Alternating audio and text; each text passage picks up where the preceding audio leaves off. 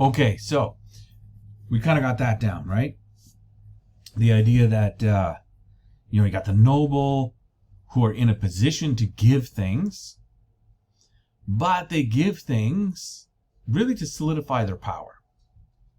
All right, so check this out. Let's continue on here.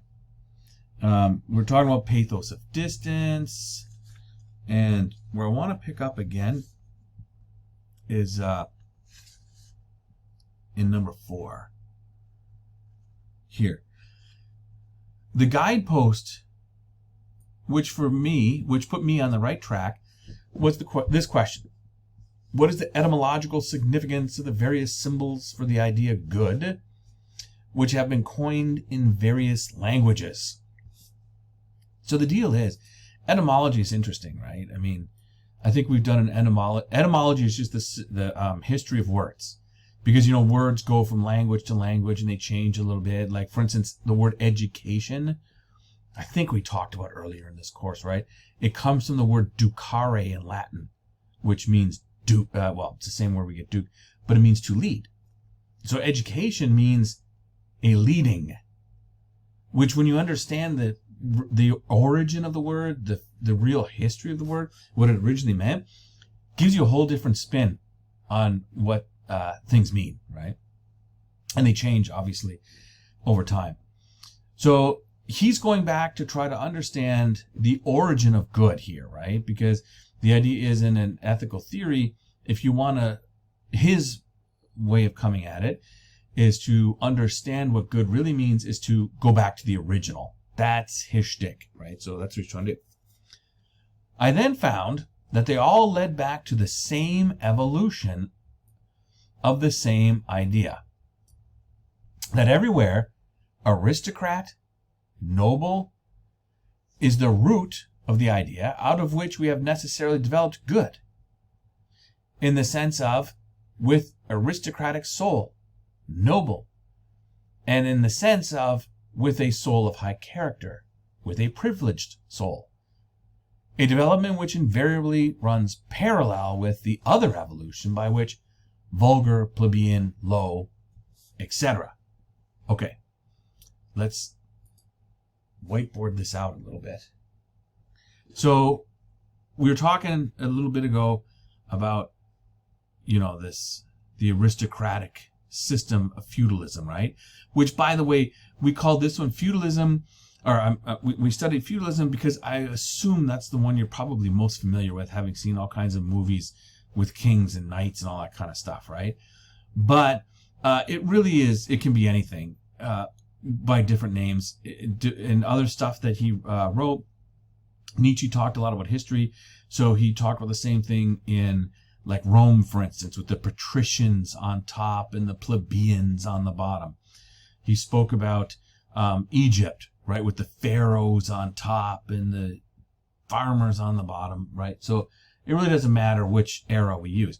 But the point of the matter is, you have the aristocrats here, and then you have the workers here. What are we going to call them? Let's call them peasants, really. That's the shtick. So a peasant is somebody who doesn't own anything. So technically, if we were like in the ancient world, even though, here I am in my house, it's not too bad. I've got a middle-class house. I got some stuff, got a computer, I got a truck. My wife has a car. We got TVs. Like, we're doing okay.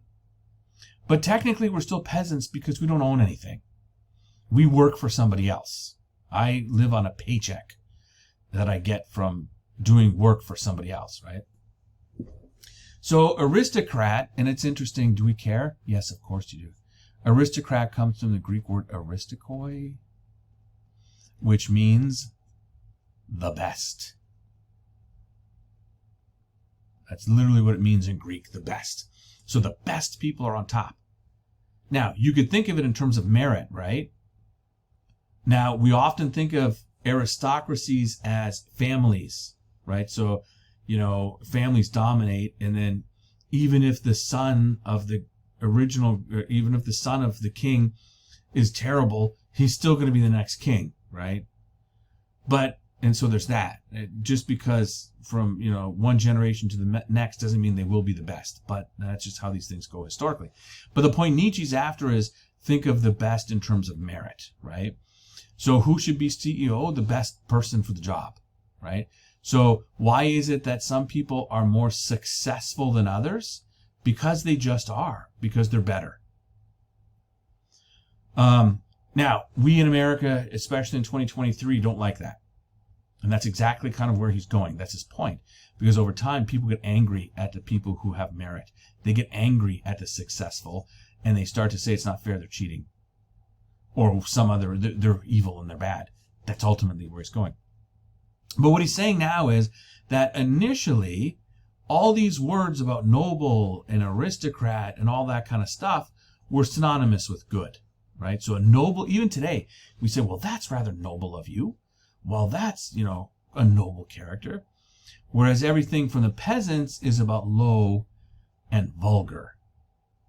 Now, in a little while, he's going to call this the noble morality, and he's going to call this the herd morality.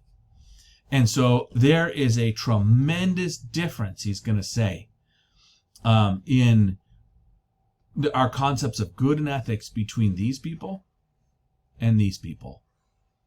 And their sense of good is totally different.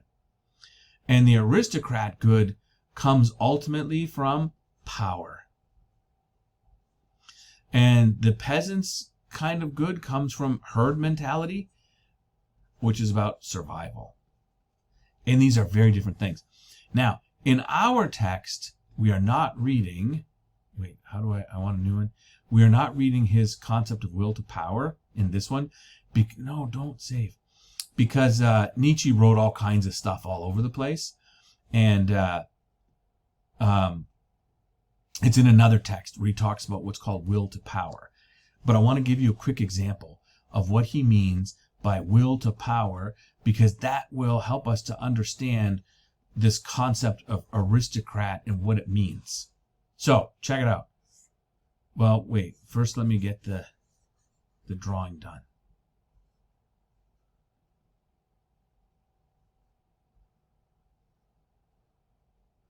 All right, so we have three flowers, A, B, C. Check.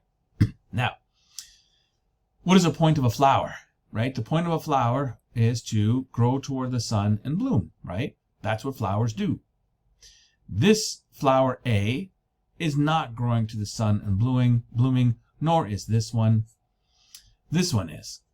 This flower is a great demonstration of will to power, because the flower, in a sense, has will. I mean, the flower doesn't have will, right?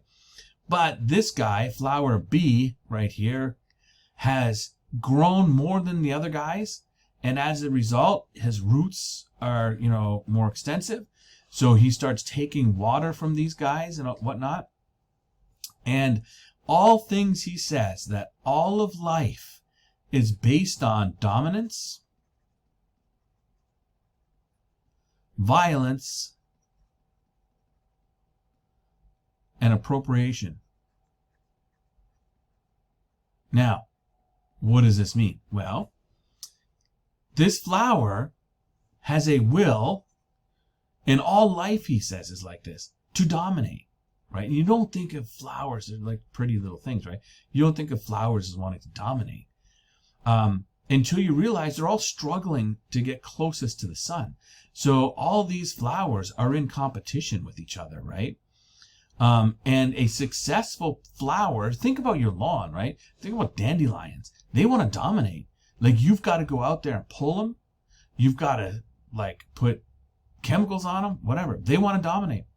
Life is always about domination, because the more you dominate, the safer you are, right? So, do you want to dominate? You might say to yourself, of course not. I just want a little job.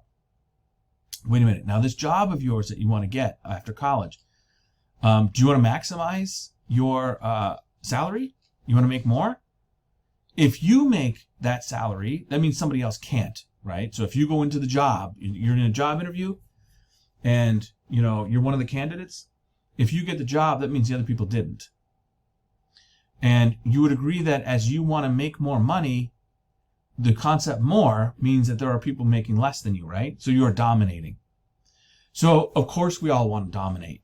We don't want to say it because we want to be nice. But his point is, yeah, but the dominant people will dominate. Also, he says violence. And again, you don't think of flowers as being violence until you think underground. Well, yeah, in order for the flower to carve out a place for itself to exist, it has to push aside the soil. It has to burrow deep into the soil. It has to push out its competition. So yeah, it does have to be violent, and you have to be violent too.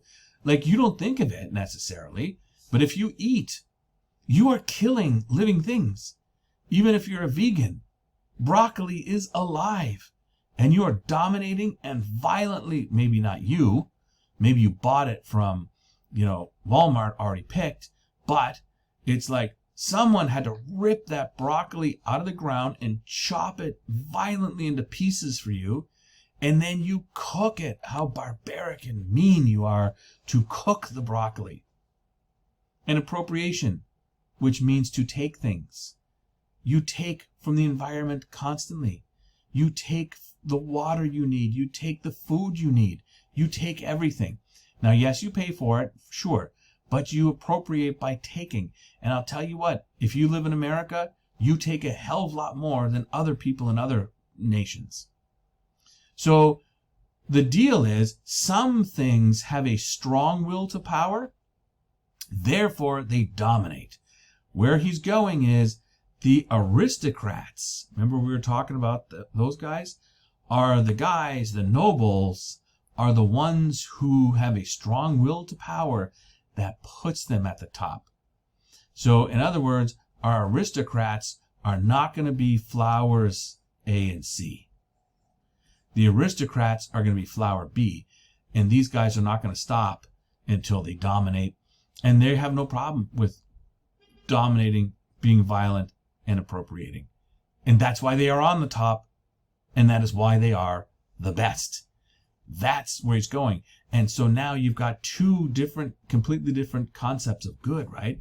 You got the good up here for the noble people who don't mind dominating and being violent and appropriating. And then you got the good down here for these guys who, by the way, don't like being dominated.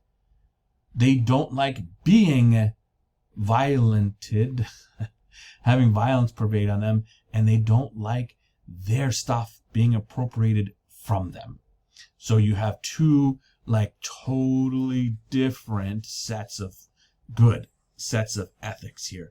And that is what Nietzsche is setting up. So let us go back here. You know what? Okay, let's take a pause here, okay? And then we'll come back down the road a bit.